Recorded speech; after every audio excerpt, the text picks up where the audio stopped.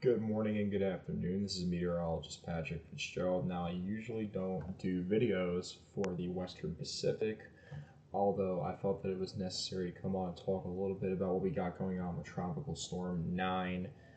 It is going to be affecting potentially the Northern Mariana Islands, including the U.S. territory of Guam over the next several days. And as it stands right now, this is a low-end tropical storm, 40 miles per hour, with a pressure right at about 1,000 millibars, about 1,001 millibars. Now, you can see right now, currently as it stands, that this is quickly and gradually getting much more organized of time. You can see the curling convective bands right around the center, and you can really see those intense hot towers shooting straight up into the storm, and you can see that low-level circulation is pretty much very well defined at this point. We don't have necessarily a very compact core right now, at least, but you can see at least off of the IR imagery that this is definitely getting much better organized. And the biggest reason why I want to talk about this storm today is because of the potential for this to pass very close to Guam. However, the Northern Mariana Islands are going to be the likely major more concern, at least for the more direct side of this. Now, you can see here with the latest JTWC forecast cone that this is going to quickly intensify over the next few days, and by the time we reach out of the July 4th time frame, we could be getting into that very intense typhoon stage here, where we could be seeing upwards of 145 to even 150 miles per hour in terms of a forecasted peak right now. At least that's how it stands, although there is some guidance that is suggesting this to go potentially a little stronger than that. And you can see right here with our model intensity ensembles that most of these are taking the system to category 4. I'm full-blown expecting category 4 typhoon at this point, although there are some of the models that are going a little bit more aggressive, and honestly most of the members are going into the mid to high end category 4 range, but some of those models ensembles are actually taking this thing above category 4 and bringing it into that super typhoon range, and 130 knots is already super typhoon range.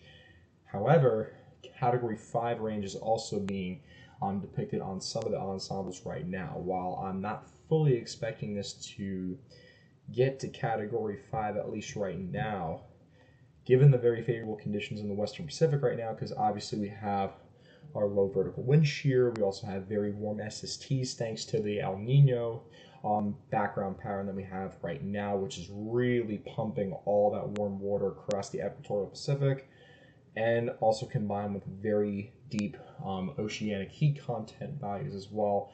Depending on where this tracks, if it goes over the most favorable conditions, which is looking like it will, I think there is a very good chance that this could become a category 5 typhoon, which will get the name Bavi. If it has not already, it probably will get the name Bavi by the time we do reach later today, as it already is a tropical storm. It just hasn't been officially named yet by the JTWC or any other agency. However, I'm fully expecting this to get the name Bavi, as the other Invest 96W is not really doing too hot right now in terms of its progressive, organization. So we'll have to also look out for that one as well, although I don't think it's going to do anything really significant. I think this is going to be the main show.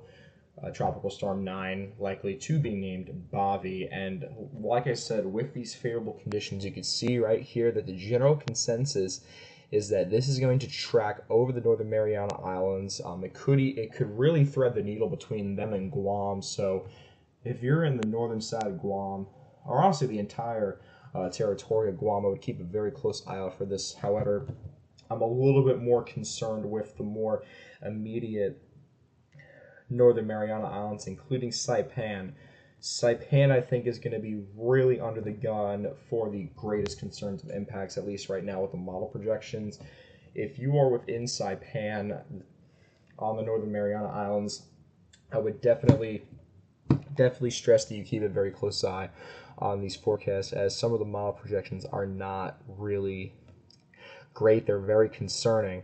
And with this general track, you can see here overlapped with the sea surface temperatures, very, very warm sea surface temperatures here we're going to deal with, even breaching the 30-degree range, even getting up into the 31s and 32s. So with that, we have a very favorable environment in place for this to potentially even rapidly strengthen. And currently, given its quick pace of intensification now, I wouldn't be totally shocked to see this go underneath a period of rapid intensification by the time we do reach the next maybe 48 to 72 hours. As long as this keeps up with its current rate, this could pretty much go as far as it wants to, and the quicker this organizes, the quicker it'll have or the more time we'll have to intensify, especially as it's entering this very favorable environment here. And you can see the general trend is that wind shear is going to remain low throughout most of the forecast period, around 5 to 10 knots, which for this long in the forecast period is relatively incredible, considering also the very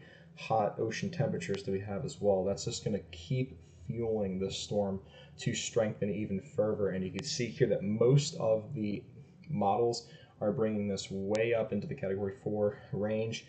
Like I said, I'm pretty much fully expecting a category 4 at this point. I would not even be shocked to see this become a category 5 storm, or even a super typhoon at that stage, although I'll have another update on this as we get a little closer, as there is some flip-flopping between some ensemble guidances and some of our models, but most of them are bringing this to a category 4 storm, and I do fully expect this to get to that strength, probably even a little stronger than that. But the environment's going to remain very favorable for the next several days towards the latter half of the forecast period and into the middle of next week. We'll have to watch out for areas near the Luzon Strait, as well as the areas around China and the far northern Philippines, as this will be making its next track towards there, and it could even bring some land impacts way off into the extended forecast period. But as of right now, the impacts are a low chance for those areas, although that can quickly change depending on what the models decide to do over the next several days. And once we get more data in, I'll have another updated forecast video on that as well. But the general consensus is with this storm is gotta prepare, especially if you're in the Northern Mariana Islands. This is going to be a very dangerous situation, regardless if this makes a landfall or not, which is kind of up in the air right now with some of our models. But this is going to bring some very significant typhoon impacts regardless. Typhoon force wind gusts, as well as the storm surge, high surf, very dangerous seas, and also the rainfall as well.